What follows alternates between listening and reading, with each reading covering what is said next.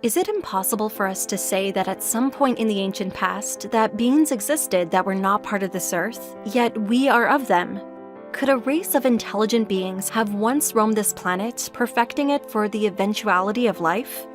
If you consider that us humans were not always of this earth, that we are here for reasons that we do not know yet, then you must consider that this world was prepared for our arrival. Our creators would not just have dumped us here. There would have been preparations, and maybe this is why we can't explain certain things like the moon, the pyramids, or even life on Earth as we know it. These things constantly surprise and confound us. We know we have not always been here. We know there are things of this earth that are older than our current stretch of consciousness, and we know there are gods. The only misconception is identity, who we are, who are the gods, and why the hell are we here? Wait till you hear this. We must constantly surmise that we are here, therefore we are. But it is starting to unravel. Whatever made us think that this way must have been a computerized program, a brainwashing, something that would keep us in check for our own protection. But we are beginning to break free from the chains. No longer are we willing to accept that from the cradle to the grave, our only goal is to live out our life here on this planet. From the first of our civilization, the truth was well hidden, yet embedded deep into human consciousness. It is in our soul. As generations go by, as do the centuries, our lifespan increases. Our mind expands and begins to wonder, and the more we become aware, not only of our surroundings here on Earth, but also of our place in the universe, then this block that is stopping the truth is wearing off. As we attempt to realize who we are, the knowledge of already knowing this becomes apparent to us. This is the great epiphany, the sudden realization that, as humans, we already know the answers. But the awareness of the answers is something we are yet to realize, hence all the curiosity. Why are we here is confounding, but consider the beings that got this planet ready for us. There surely was a group of beings who would consider the gods who instructed this undertaking. Did they get their hands dirty? Imagine if they had robots. In Sardinia, there are beings depicted in rock known as giants of Mont'e Prama. They would have stood an astonishing 5 meters tall and are thought to be around 5,000 years old. The story of how these beings arrived in Sardinia is also depicted in stone, showing an upside-down robot entering Earth's atmosphere headfirst. You can see a corona around the entering body, which suggests these robots were made with strong metal for such an entry. And incredibly, on the stone, a long cigar-type craft also appears. It is an incredible depiction of how the Mont'e Prama giants came to the Earth. Some suggest it may not be the arrival, but rather the leaving of the robots to return to the mothership after humanity was settled. Who knows? What these beings are is unclear. Nowhere does it actually say they are robots, but they aren't human either.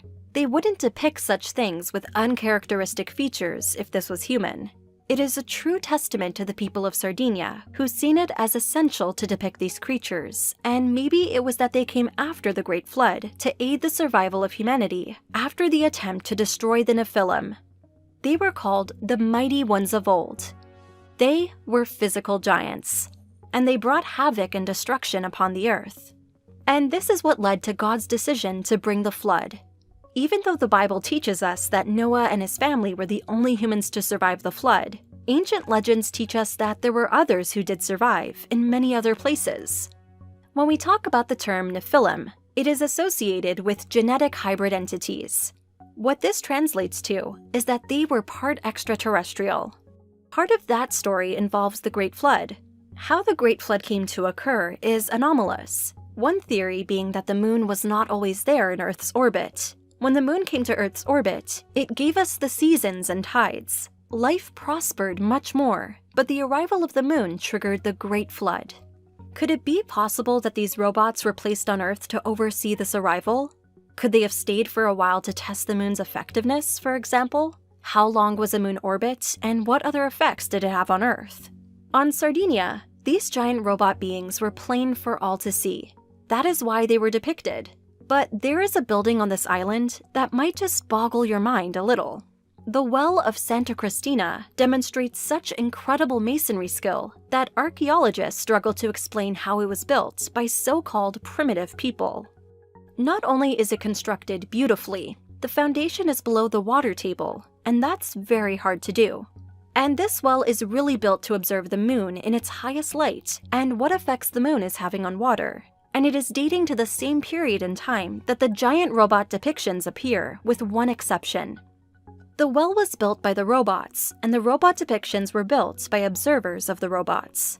A celestial event known as the lunar standstill, the time when the moon reaches its highest point in the night sky and appears to stay there for hours until it finally descends, is what this well aligns with. It is incredible to think that this ancient well was built to observe the new attraction in our sky. But this appears to be the case. It not only traces moonlight, but also the movement of water, the two factors why the moon was brought to the Earth.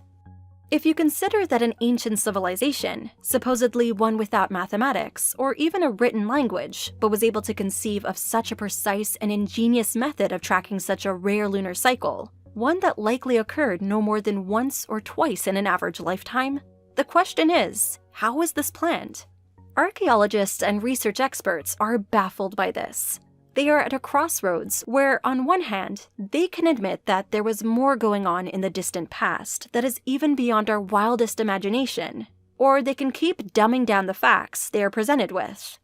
It's clear that at Sardinia, we are presented with a place where something incredible was happening in ancient times, enough for them to then base their entire culture around the events. And then, afterwards, this became a place of worship. The place of worship only begins after something extraordinary happens, not before.